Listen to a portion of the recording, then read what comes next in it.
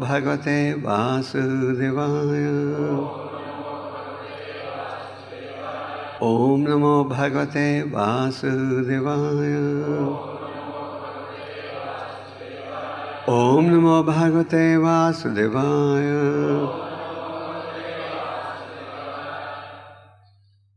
The Supreme Personality of Godhead then said, O Brahma, O depth of Vedic wisdom, be neither depressed nor anxious about the execution of creation. What you are begging from me has already been granted before. Purport by the Divine Grace A.C. Bhaktivedanta Swami Prabhupada. Any person authorized by either the Lord or his bonded representative is already blessed, as is the work entrusted to him. Of course, the person entrusted with such a responsibility should always be aware of his incapability and must always look for the mercy of the Lord for the successful execution of his duty. One should not be puffed up because he is entrusted with certain executive work. Fortunate is he who is so entrusted, and if he is always fixed in the sense of being subordinate to the will of the Supreme, he is sure to come out successful in the discharge of his work. Arjuna was entrusted with the work of fighting on the battlefield of Kurukshetra, and because he was so entrusted, the Lord had already arranged for his victory. But Arjuna was always conscious of his position as subordinate to the Lord, and thus he accepted him as the supreme guide in his responsibility. Anyone who takes pride in doing responsible work, but does not give credit to the Supreme Lord, is certainly falsely proud and cannot execute anything nicely. Brahma and persons in the line of disciplic succession who follow in his footsteps are always successful in the discharge of loving transcendental service to the Supreme Lord. Very powerful purpose. Om Jnana Timirandasya Jnananjana Shalakya Chakshunmilitam Yena Tasmai Shri Gurave Namaha. Shri Chaitanya Manobhistam Sthapitam Yena Bhutale Swayam Rupakadamayam Dadati Swapadantikam. Vandeham Shri Guru Shri Utapadakam Shri Gurun Vaishnavanashta Shri Rupam Sagajatam Sahagana Raghunathan Vitam Tham Sadevam Sadvaitam Savadhutam Parijana Saitam Krishna Chaitanya Devam Shri Radha Krishna Padan Sahagana Lalita Shri Vishamshta.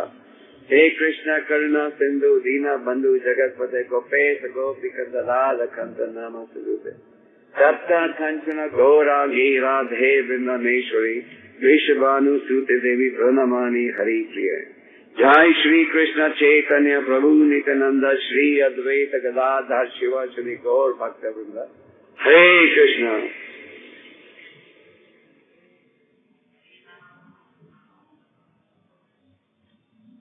Ma Veda Garva Gastandrim Sarga Udyamam Vaha Sanmaya Paritam Yagre Yanmam Partha Yate Bhavan. So, this chapter is called Brahma's prayer for creative energy. And the Lord in this 29th verse is replying to the glorification of the Lord that has been offered in the previous 28 verses of this chapter. We see in the entire Bhagavatam, composed of 18,000 verses divided into 12 cantos, that this same trend is visible again and again. How the different devotees of the Lord, they're always glorifying the Supreme Lord. Just like we've seen in this chapter, how the devotees, how Lord Brahma is using choicest language to glorify the Supreme Personality of Godhead. And we see this throughout the Bhagavatam. We see Lord Shiva doing this in the 4th canto. We read Lord Indra doing that. We read about Lord Brahma doing this again and again. So all this goes to confirm that Krishna is the Supreme Personality of Godhead. And it is for less intelligent who don't really try to understand the scriptures, who falsely conclude that the demigods are equal to the Supreme Lord or independent of the Supreme Lord. Now, Lord Brahma had performed great meditation, and as a result he was searching for the source of his existence. He started looking in all the four directions, and because he was searching in all the four directions, he got his forehead. Therefore he is known as the four-headed Brahma. And in the previous verse, as it has been explained, that the Lord could see that Brahma was very anxious about the planning and construction of the different planetary systems.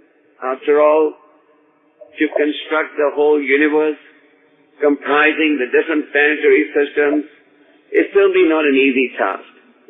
Even if you're involved, even if you talk to some devotees who have some construction experience, who have some construction experience, you're constructing a temple, how many architectural meetings you have to have, so many engineers, architects, construction engineers, this engineer, that engineer, and how many times you have to meet and revise and make sure. And this is just constructing a small building.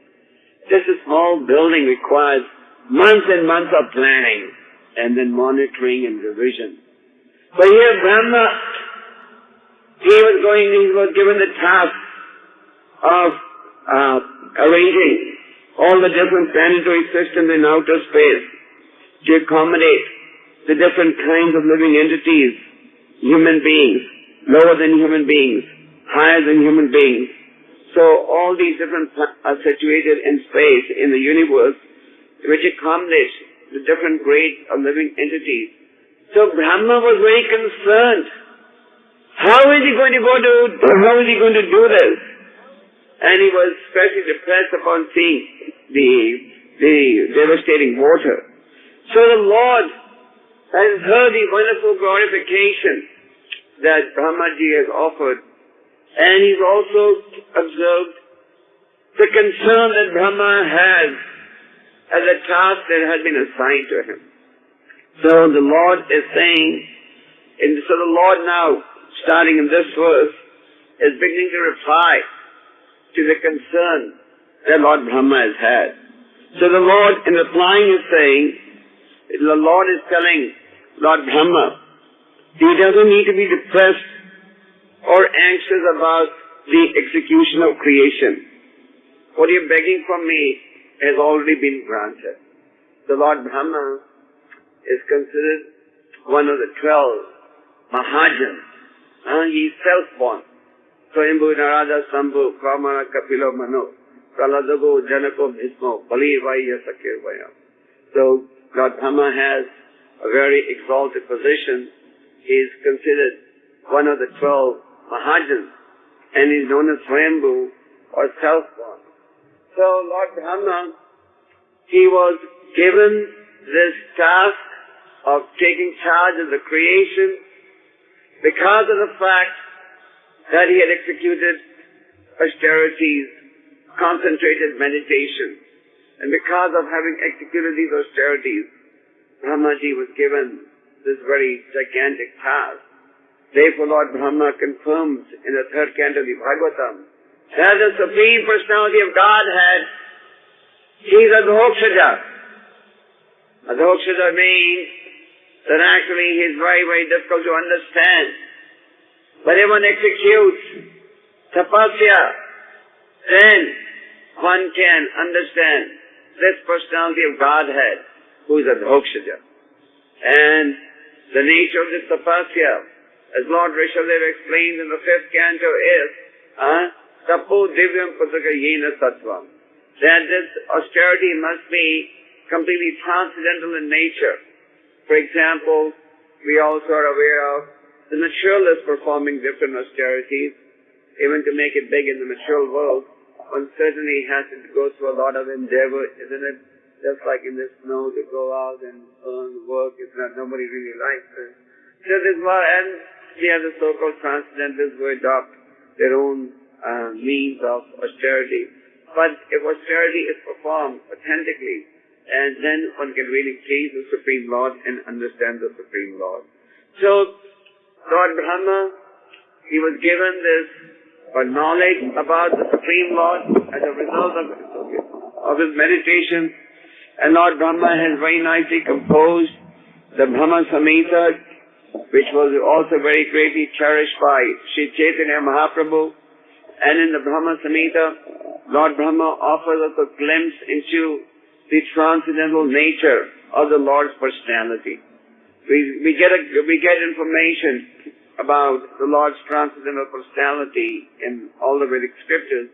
But Lord Brahma, in the Brahma Samhita, he also has very nicely explained the different transcendental attributes of the Lord. For example, Lord Brahma says, Govinda Madi Purusam Samaham Bhajami. How Govinda is the original person and Advaitam Achyutam Anadi Ananta Rupam. How the Lord's body is Advaita. No difference between his body and soul. Achyuta, he is infallible. He manifests himself in unlimited transcendental forms. Vedesa Durlabam Adurlabam Atma Bhakto.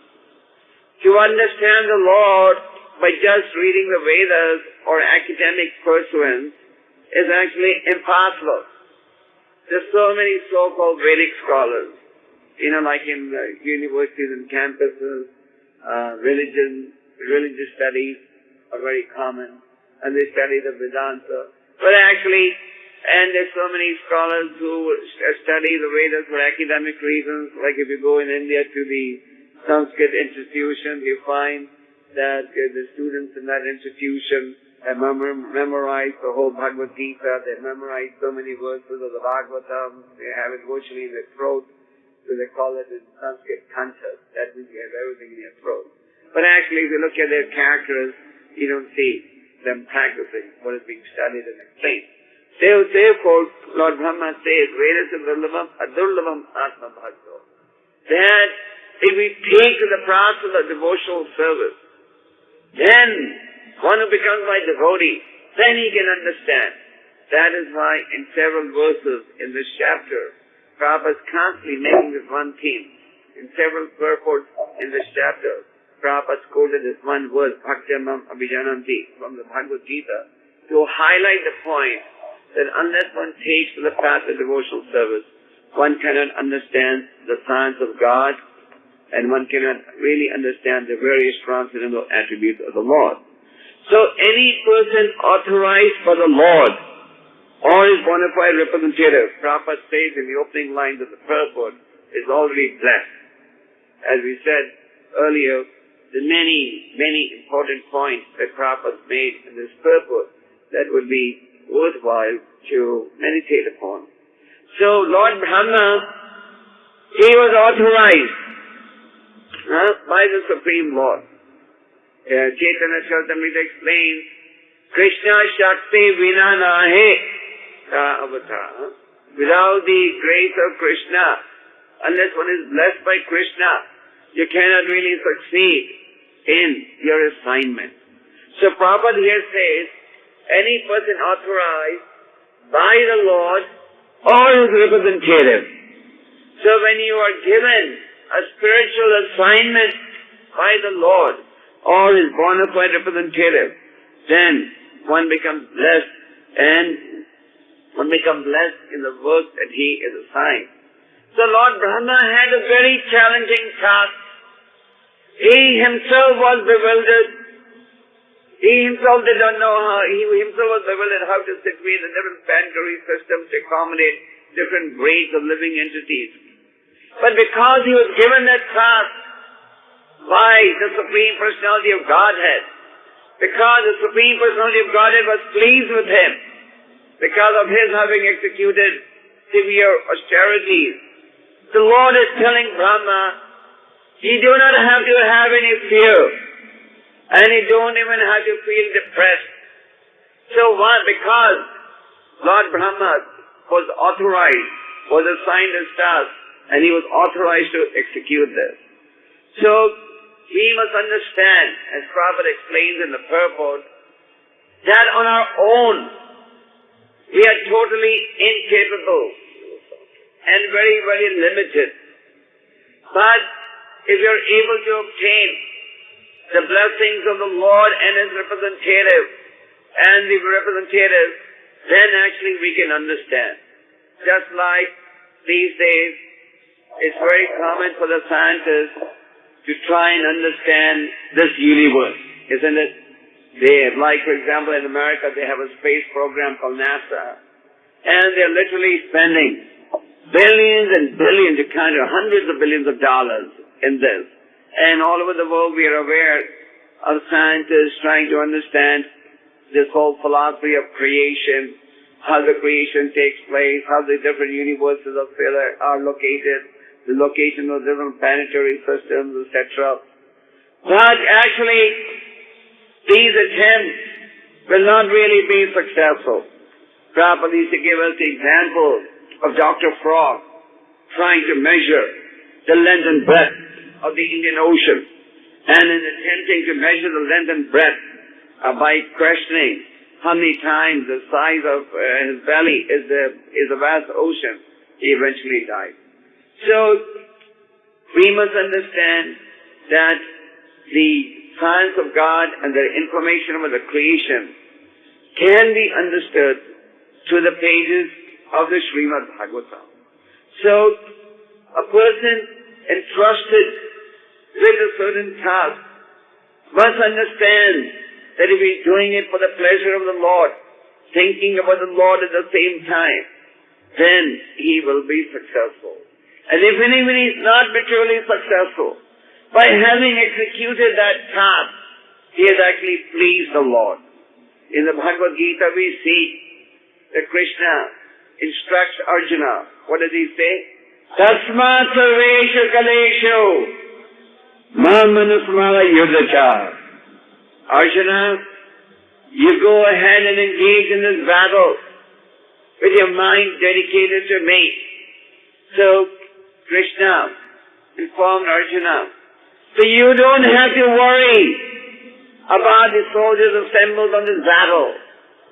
They've already been killed, but you just become the instrument, nimitta matram. So that point is also stated by Prabhupada in the purport, nimitta matram. You become my instrument.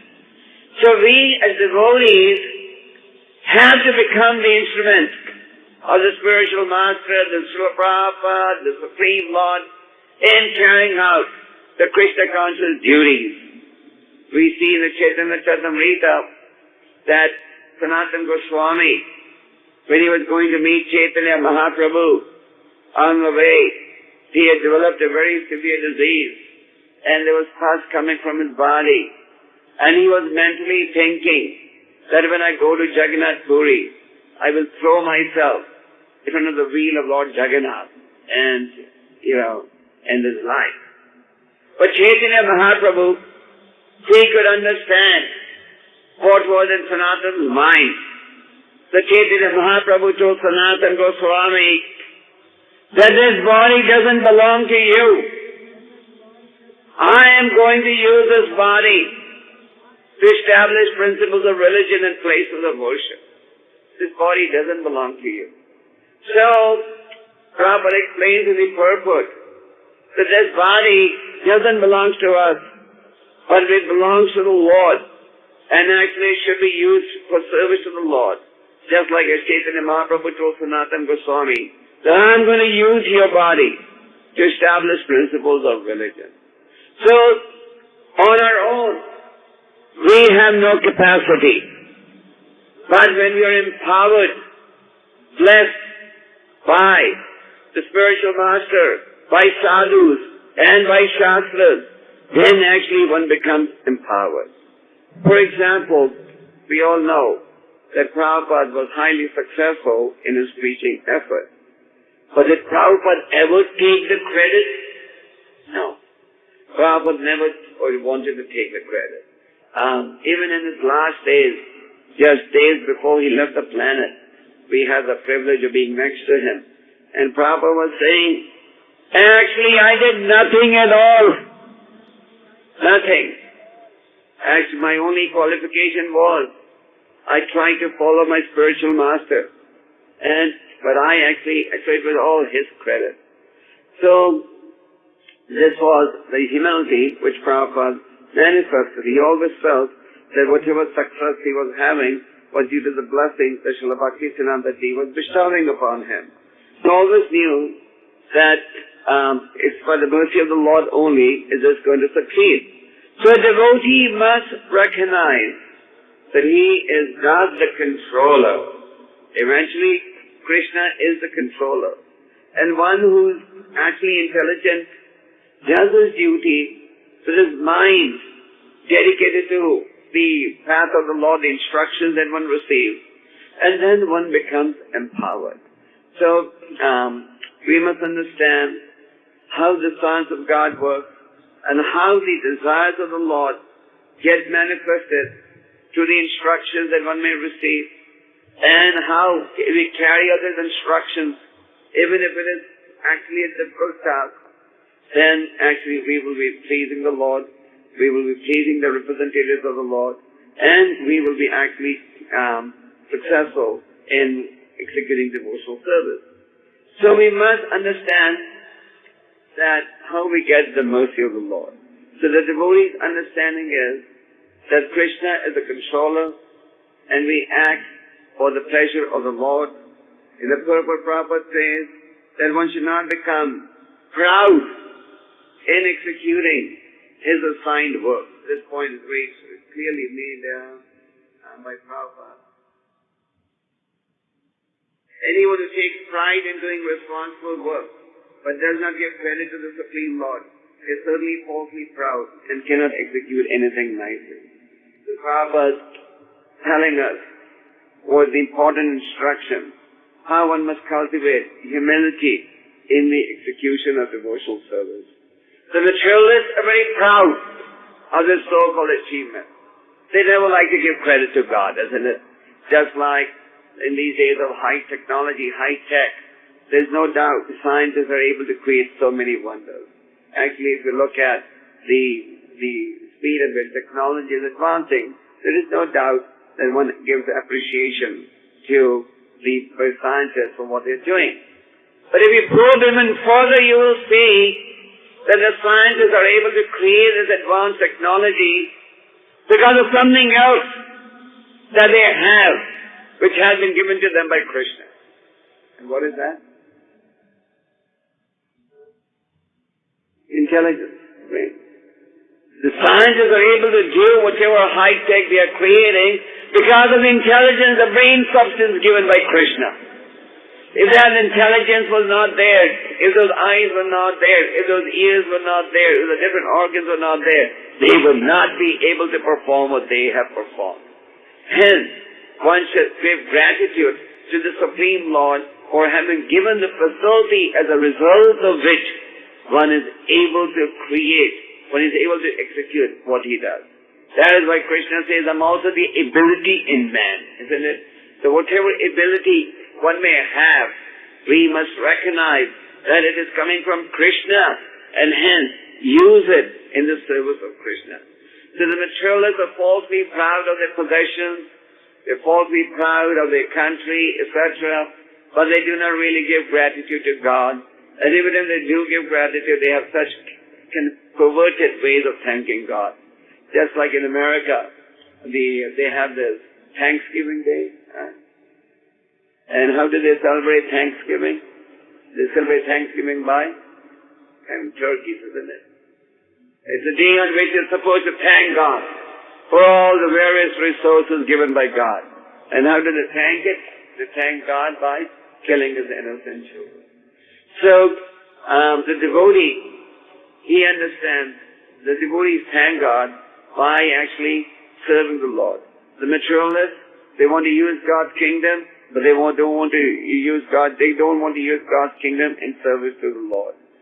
As Prabhupada used to say, they want God's kingdom without God. They want to go to heaven, but they're making material plans, just like Ravana. Ravana was thinking that he'll be able to build a staircase to go to heaven. He thought, what's the need of performing these pious activities?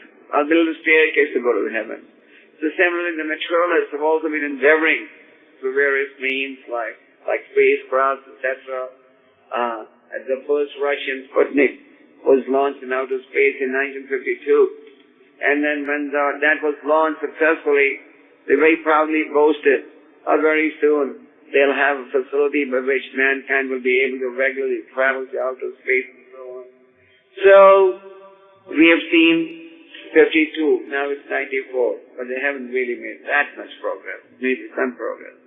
So, the devotee must understand, the materialists don't understand how everything's coming from the Lord and He's a controller, but the devotee understands.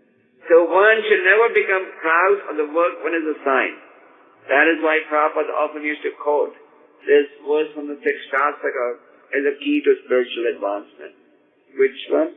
Janadpi Sunichina Saror Pisai Amanina Manadena Ketana Visarahari. On one occasion, Prabhupada was with one of his godbrothers. And Prabhupada, as we know, was in the pharmaceutical business at one time before when he was in the Grihastha ashram. So Prabhupada had prepared a white tonic, and he was telling his godbrother that there's a new tonic that he has prepared. So his godbrother said, "Hare Babu, this tonic I do not want. Give me the tonic by which I can develop love of God." Prabhupada said, "I know the formula, but the medicine is not ready as yet." So his godbrother said, "Give me the formula at least." So when he persisted, then Prabhupada gave him the formula. And he said, "Jnana pisami chena, sarora pisami." So this is the formula for developing love of God. So therefore Prabhupada is warning us again and again in various purposes, including the purport of the verse that we are reading today. The one who takes pride will eventually not succeed. So this humility is very, very important in executing devotional service. In the Chaitanya Charitamrita we read about the great devotee Vasudeva Vipra, how he was suffering from leprosy. And then Lord Chaitanya embraced him. And when he embraced him, his leprosy was totally gone. The pus and all coming up from his body, everything was gone, and he became very handsome, beautiful. So he became concerned that I may not become proud now. Previously I was suffering from this disease and nobody was even coming next to me. Now by Lord Chaitanya's embrace I've become so handsome, so I may not become proud.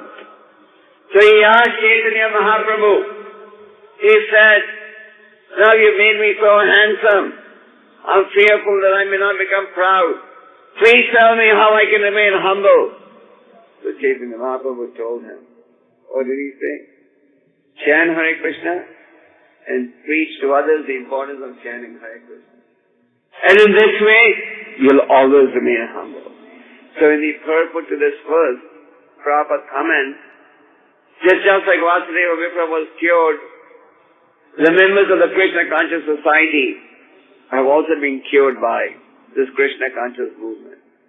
So now it is their duty, if they want to remain humble, to chant and to preach the glories of chanting Hare Krishna mantra. And if they chant and preach the glories of chanting Hare Krishna mantra, then they will always remain humble. So the devotee tries to practice humility, offers respect to everyone without expecting anything in return at all. And when he does succeed in his service, he knows that this success is being realized due to the mercy of the spiritual master and Krishna. He doesn't think it is all his credit, but he always gives the credit to superior Vaishnavas. And if that is the mentality one has, then one will be able to stay humble. By offering respect to others, looking at the good qualities of every Vaishnava, and giving all credit to superior Vaishnavas and the Supreme Lord, and realizing that I am just an instrument. There's a higher plan that is being manifested and communicated, and I am just an instrument. Just like Arjuna, on the battlefield he was so hesitant. He was giving so many arguments, but ultimately he got convinced that he must act for the pleasure of the Lord without listening to his mind, but listening to the mind of the Lord. So similarly, as devotees or spiritual students on the spiritual path, we also have to recognize that our own mind is always deceiving us. Now we consider the mind to be the best of friends. The mind is the most unreliable, deceitful, and the worst of enemies. Because the mind is so conditioned to accepting things that are conducive to the body and detrimental for spiritual goals that we tend to accept what the mind wants more easily. Therefore, Prabhupada often said, to be on the spiritual path, rather than listening to the contaminated mind, we should listen to the purified mind. And the purified mind of the Supreme Lord, His instructions as contained in the scriptures, and as being communicated to the Vaishnavas and the disciplic session, if we accept that as a medium, just like Arjuna was fully convinced, yes, I must do what Krishna wants me to do, then actually one will succeed in the assignment that has been given. And we can practically see this happening all over the world. There's so many parts of the world where we've seen that people join the Krishna conscious movement, they're bhaktas just for 2 months, 3 months, that's all. But they have heard that Prabhupada wanted book distribution. They've heard that Lord Chaitanya wanted preaching. They've heard that their spiritual masters emphasizing book distribution. So they say, oh yes, now I must go and preach. And they go out and preach. And they distribute hundreds of books a day. They really gradually build up to distribute so many books a day. If they are not fully, it's not that they have become Mahatmas, it's not that they are fully convinced about every word that is in the scriptures, but this element of faith, that this is what is being desired by Chaitanya Mahaprabhu, the great acharyas, Prabhupada, and the present Vaishnavas. So I must go and do it and become an instrument in Lord Chaitanya's plan to flood this place, flood this planet with love of God, to recognizing that is the inner desire of the Lord, and in the desire of all the great acharyas, and work endeavoring to realize that inner desire, empowers one to succeed in what may appear to be an insurmountable task. That is why in the Chaitanya Charitamrita it is explained that by the mercy of Chaitanya Mahaprabhu, a blind man can see. Isn't it? Krishnadas Kaviraj explains this. By the mercy of Chaitanya Mahaprabhu, a blind man can see, a lame man can walk, a deaf man can hear. In fact, it is said a lame man can even cross mountains. Forget walk, cross mountains by the mercy of Chaitanya Mahaprabhu. A deaf man can hear, a blind man can see. So, in other words, if we approach the path of devotional service in a humble frame of mind with firm faith in the word of Guru, Sadhu and Shastra, recognizing that this is how the plan of the Lord is being revealed, then even if there are so many shortcomings, Krishna will take charge. Just like Krishna says in the Bhagavad Gita, those who worship me with devotion, what does Krishna do? He does 2 things. I preserve what they have, and I make up what they lack. I preserve what they have and I make up what they lack. But those who worship me with devotion. That's why Krishna also says, Seisan Surada Yuktana Bhajatam Priti Purvakam. Priti Purvakam. Priti Purvakam means with love. So those who worship me with love, not grudgingly. Of course, even if you do service grudgingly, you still get benefit, but especially those who do it with love. Then Krishna says, I preserve what they have, and I make up what they lack. So what Krishna is complete in all respects. Om Purnam Adha Purnamidam. He is not bereft of anything. But Krishna is bereft of one commodity. And what is that? Love of God. Love of His devotee. So when Krishna sees that here is a conditioned soul trying to break his relationship with material entanglements and come to me, when he sees that here is somebody who is endeavoring, then Krishna will situate in the heart. Sarvasam chahan hirdi sani vishto mataha smritir jnanam apahanam cha. I am the source of remembrance and I am the source of forgetfulness. Ishvara sarva bhutanam hirdesha rajana tirsati. So Krishna reciting the heart understands our desire, the purity of our desire, and just like we smell a flower and recognize the fragrance of the flower. So Krishna, recognizing the intensity and sincerity of our desire, reciprocates and gives us the necessary intelligence so that we can succeed in the assignment given to the devotee. So the important thing is to depend upon Krishna. The important thing is to have firm faith in the scriptures. The important thing is to be convinced that I am fool number one. Just like Chaitanya Mahaprabhu, when he was in Banaras, and the Mayavadis told him, "Arey bhai, you're such a great Vedanta scholar, what are you doing over here? Standing like a man, crazy man." Just like, even now when we go to Harinam, many Indians also say, "Crazy, what are you doing this? This is not in our religion." So, they didn't want Chaitanya Mahaprabhu to do this. But what did Chaitanya Mahaprabhu say? "I was simply a fool. I'm simply a fool." So my spiritual master said, "I should just chant." So that is the mentality. I'm simply a fool. And if I execute, Lord has entrusted to the bona fide process, then I'll be able to succeed. So Krishna wants our love. Initially, of course, we don't have love. But by following the process of sadhana bhakti, by following the process of rules and regulations, one gets to the point where he will be able to develop love for the Lord. It is a gradual process. One should not think the year I've come to Krishna consciousness, why don't I have spontaneous love manifesting? Why isn't Krishna talking to me? That's why Rupa Goswami says, Dharya. One should be patient. So, if we follow the process, of Vaidhi Bhakti, if we execute the process, then gradually our intelligence will get sharper and sharper. Our spiritual understanding will get more and more matured, solidified, consolidated. And then, with a sharp intelligence, we will be able to destroy what is undesirable. Just like Devahuti told Lord Kapila Dev, "You are the transcendental axe with which I'll cut my entanglement." So the spiritual instructions that one receives are the transcendental acts that destroy one's utopian plans. And if we recognize that, then we can get the mercy of the Lord. And the more we depend upon Krishna, the greater will be our success on the spiritual path. So to summarize the verse, the Lord, after listening to the various prayers that have been offered by Lord Brahma in this verse, in this chapter, the Lord is beginning to respond to Brahma's concern and anxiety as to how he is going to go out, how he's going to carry out the gigantic task of taking charge of the creation. And Prabhupada has elaborated on this in the purport by saying how one must, in a humble frame of mind, mission of the Lord, fully depending on the Lord. And then one becomes empowered by the Lord and one is successful in this mission. Hare Krishna. Hare Krishna.